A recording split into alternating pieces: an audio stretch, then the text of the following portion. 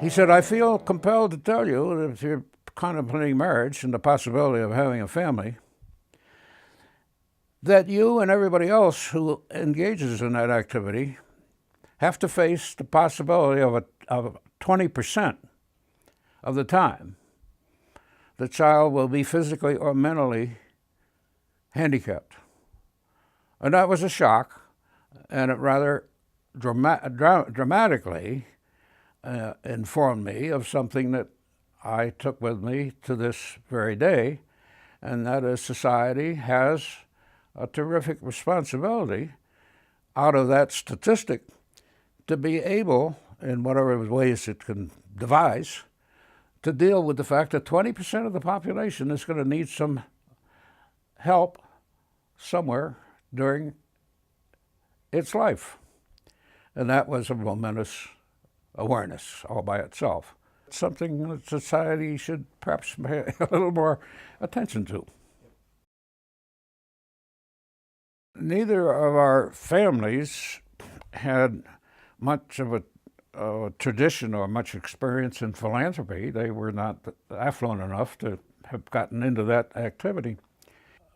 Perhaps more interested in society in general because of our personalities or our education or for whatever reasons. We had to figure out, we thought, something sensible to do with that increment of income that we did not, or that our kids would not need.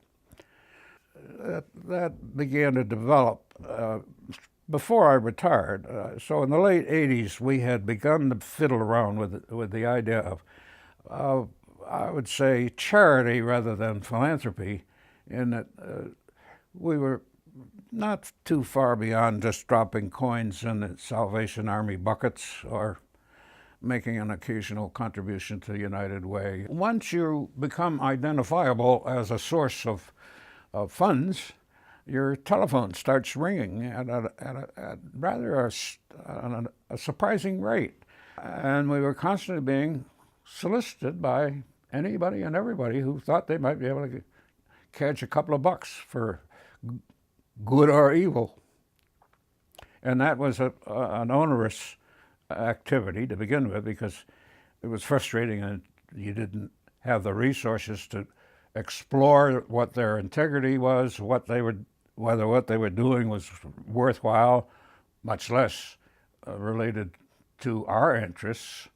And it was all around a frustrating as well as a nuisance kind of an activity to find yourself in all of a sudden.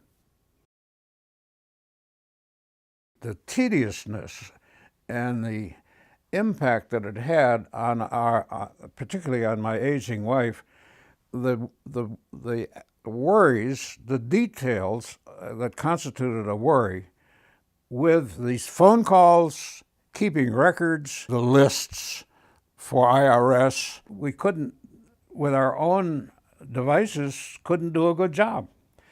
So it's hard to explain to people what a mess that could be, when people normally shake their head and say, if you have more money than you need, that's a marvelous condition. Well, that's true. That's a good condition to be in, but it has a lot of nuisance that goes with it, which you can't explain to people who don't experience it. I had consulted with Northern Trust, which was my bank at the time. They had recommended making contact with Chicago Community Trust. And it turned out that Bob Boucher, who had been the chief trust officer at Northern Trust, had retired. He and I were the same age. And I spent a lot of useful conversation with him explaining what he was very familiar with, and that is the rather complicated morass of philanthropic activities. I got involved with United Way when they solicited us in the employee deduction contribution program that was a main source of their income. And at that time, I got to know John O'Hagan. We had served on some of his advisory committees, and we already had a glimpse of what the United Way was. He ran it, He had a law degree, but his whole career consisted of being the go-between between people who had more than they needed and people who had less than they needed. He said this was a fortuitous get-together because he had decided after his career with United Way, which he was preparing at that time to retire from and did shortly thereafter retire, that United Way was too narrow and too restricted by its very nature. Its modus operandi was to spend a whole year getting contributions, generally speaking small contributions, and then once a year deciding how to distribute whatever they collected. They couldn't make multi-year commitments because they never knew from year to year how much money they were going to have. They had very limited staff facilities in terms of investigating potential beneficiaries. And in general, they just weren't equipped to do this multiplicity of activities. At that lunch at the McHenry Country Club, he said, not too long ago, a man came to me and said, I have $2.5 million in excess of my and my family's needs. What could you do with the $2.5 million? I explained to him how we would attempt to help him with that question within the structure of United Way. He was totally unsatisfied with the answers that I gave him as to how we would approach it. And at that point, John said, his general knowledge of the business of philanthropy came into real focus. And he realized that United Way was structured too narrowly to serve this need. He said that $2.5 million eventually went outside of McHenry County simply because this potential beneficiary was unsatisfied with our ability, our organizational ability, to expeditiously and sensibly administer this beneficence. And he said, I am now on the verge of inviting a group in anticipation of my retirement from United Way to suggest the formation of a community foundation in McHenry County, which would vastly enlarge this activity that I have been involved in at United Way in a way that was not possible within the structure of United Way. So these conversations just were rather happenstance, and they just occurred by accident. I caused the accident, yeah. Can you say that again? The idea of endowed funds being useful socially goes all the way back in American history to Benjamin Franklin and George Washington. He set up a fund so that his freed slaves were going to have some transition. That a man by the name of Goff in Cleveland, Ohio, conceived of the idea of a fixed endowment which would immediately put in place a flow of resources to start with to provide for a staff that could pay some particular attention in terms of knowing more about where the needs were, how well they were being discharged by various organizations or activities. And at that point, we began to realize that it had some ancillary attributes that United Way didn't have, namely, just to name one very significant one, and that is to provide a focal point in a community with some interconnection between the various needs of the community and how they were dealing with them, and how in many cases they overlapped and interrelated inefficiently to each other, if at all. At that time, we became aware that the University of Indiana, for example, was offering courses on public service administration. So there was a profession that was beginning to develop in terms of doing what we were trying to do as amateurs, poorly and at great inconvenience to ourselves. And here was a magic answer, but how the hell do you get the thing started? How do you do it? And shortly thereafter, a group of us were assembled by John, whereupon he retired and left us in the lurch when he moved to Rockford. And then we had to try to improvise from that point on.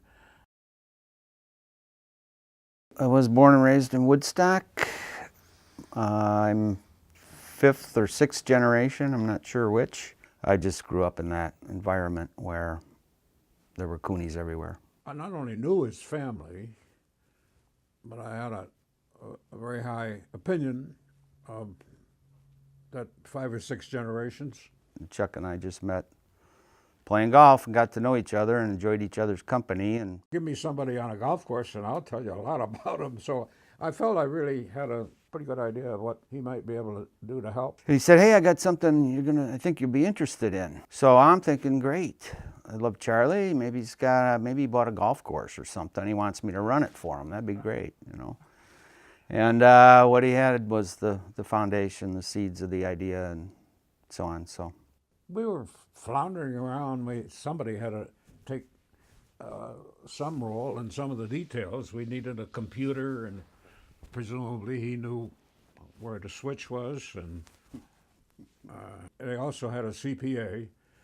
We had initially the question of some kind of structure for this organization, if it's going to be an organization, and he knew how to add and subtract, presumably. I was familiar with the concept already, so fortunately I didn't need to start at ground zero. You knew it wasn't a scam at the point. Yeah, I knew that. I knew that the benefits of a community foundation and what it would bring to donors, and bring ideas to them and make their giving concentric and meaningful and so on. So I didn't have to be sold on that. It was the only person in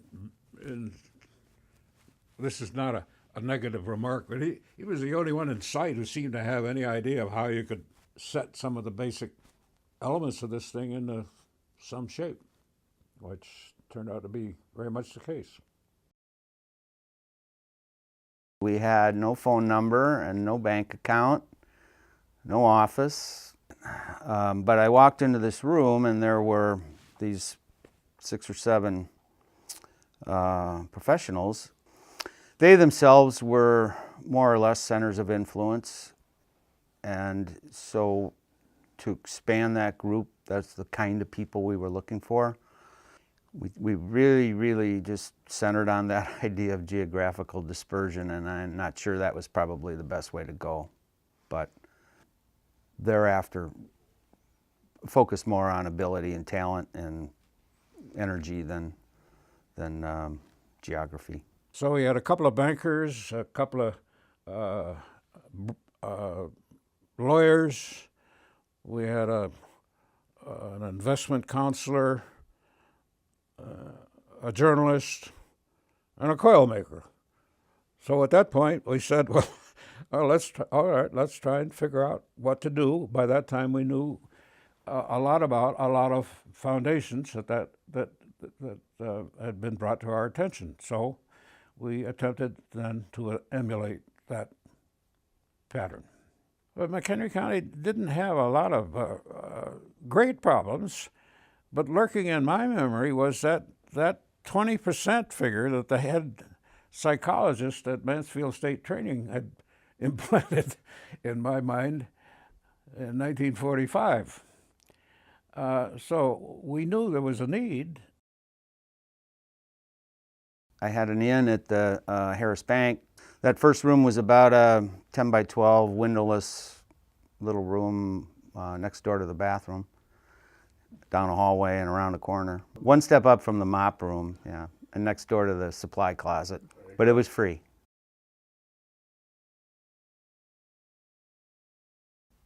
We sat at lunch and explained it to him for an hour and answered his questions and so on, and at the end of the hour I asked him, well, Don, what do you think? And he said, I haven't got the slightest idea what this thing is about. So we spent a lot of time as a board trying to come up with a little elevator speech, and eventually we came up with connecting people who care with causes that matter. I still don't think we ever really got through to him, but we never got anything in print until we started giving grants, and then it was easy. When you're giving out money, they pay attention. At that point, we got a little lucky because the gambling business that was forming in Illinois was trying to make points, or at least it seemed to me this was their intent. They were trying to make points with the Illinois legislature and put a little shining face on what they could do for society if the legislature would help them expand their gambling operations. And it was at that point that we discovered the possibility, under certain circumstances, that they put themselves in a position to offer counsel and some money to those activities in the state of Illinois who would see fit to organize an endowed foundation. Grand Victoria had sent out an RFP to all of the community foundations in Illinois. They had this $90 million war chest that they needed to get moving on for public relations purposes, and they came up with this great idea to energize, well, actually they stole a great idea from the Eli Lilly company to energize the community foundation movement in Illinois. And amongst the requirements of it were $250,000 in donations that we had to raise dedicated to this program that they were going to offer, and they would match it with another $250,000. They were saying if you get it to beyond a pre-organizational state, if you have some substance, then we'll help. You would start to have some investment income that could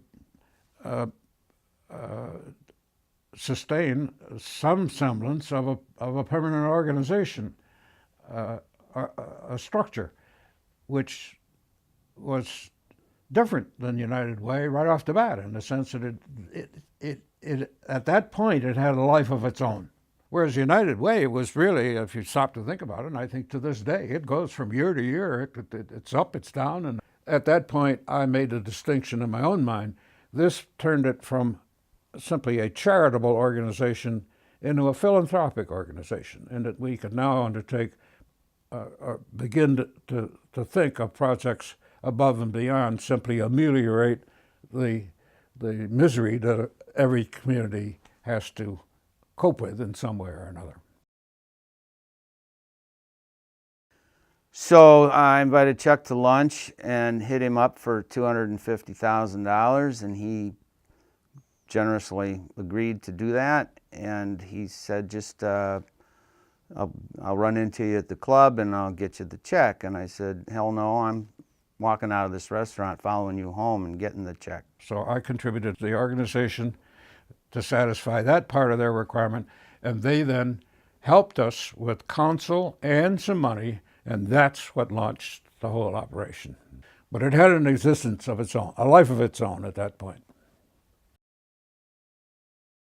I think I wrote the check on a Thursday or Friday, and the following Saturday night we went to dinner at the Woodstock Country Club, and Cooney came over with his head in his hands saying, we just got word from Northern Trust that your check bounced.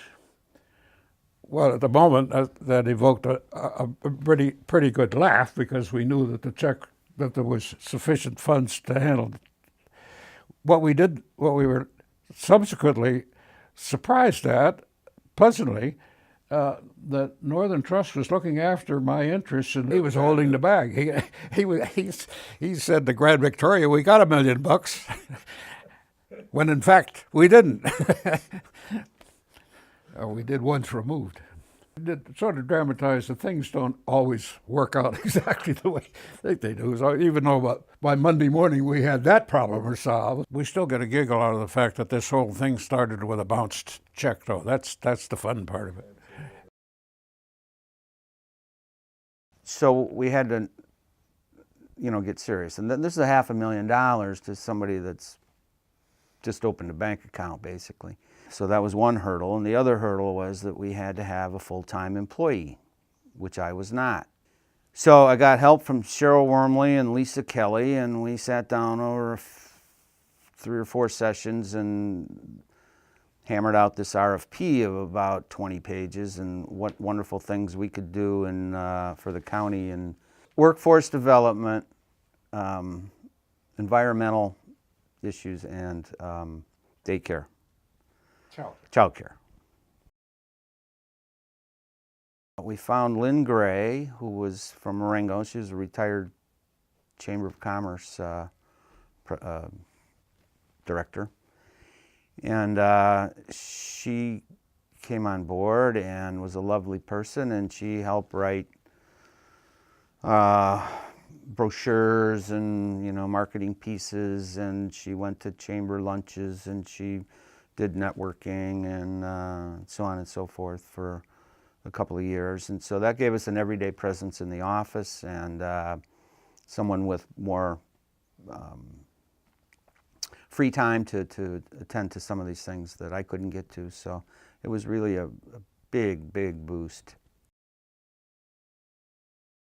Next part of that was hugely helpful was Grand Victoria would hold workshops for the community foundations that were in this program, and I think there were ultimately 20 or 25 community foundations in it. And best of all, we got to network with the other community foundations in the state.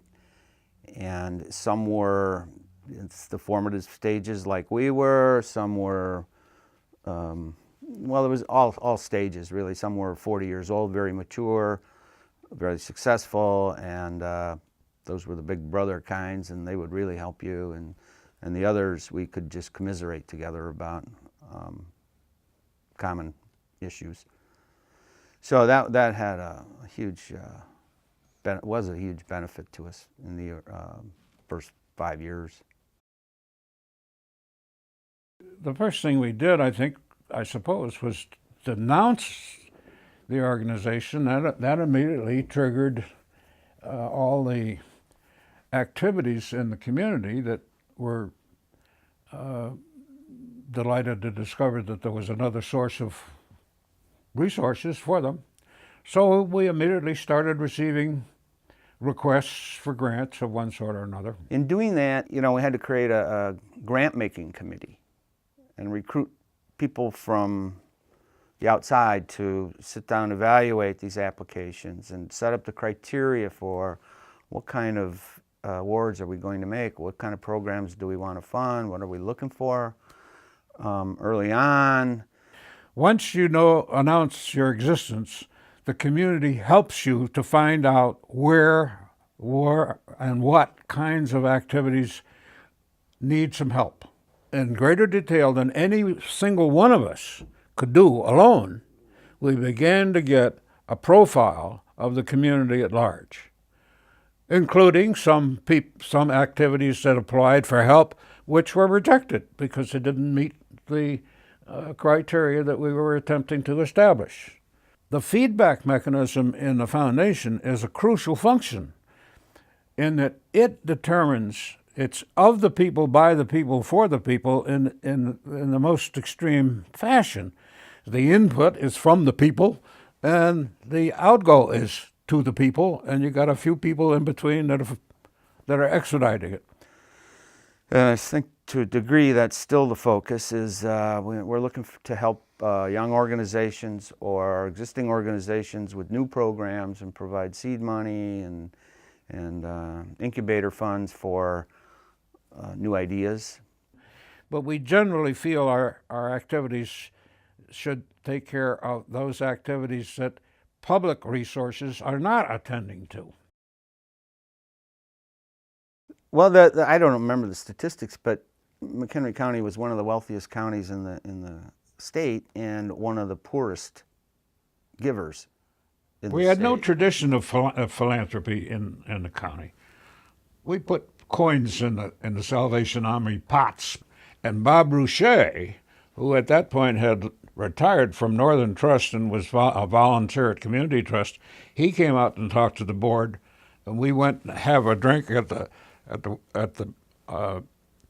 Bull Valley Golf Club, and Rouchet said to me, "You ain't gonna make it in this desert area that you're trying to establish."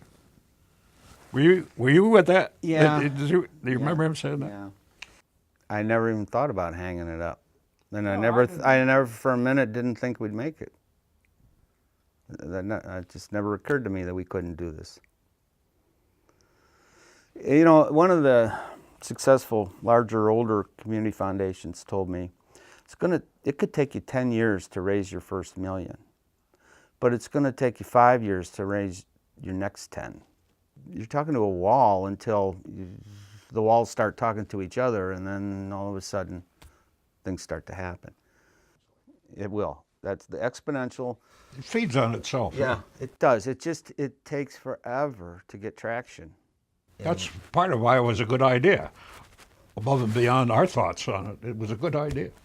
And by this time, it had 80 or 90 years of experience all over the country. I'm like a dog looking for a bone. I can smell good smells everywhere, but I'm just running from one to the other to try and find something that I can have. Every friend that had a friend you'd go meet with, we had breakfast for financial advisors or for estate planners or for the bankers or anybody that had a clientele to try to educate them. We had a Saturday evening here at Charlie and Mary's place with wine and candy bars, and We didn't get much of a response. no, that's the words I was searching for. Most of it was futile, but you never knew. One of the questions that you had was, what kind of donors were you looking for, and were they small, or were they large, or large numbers of small donors, and what have you? And the answer to that is anything.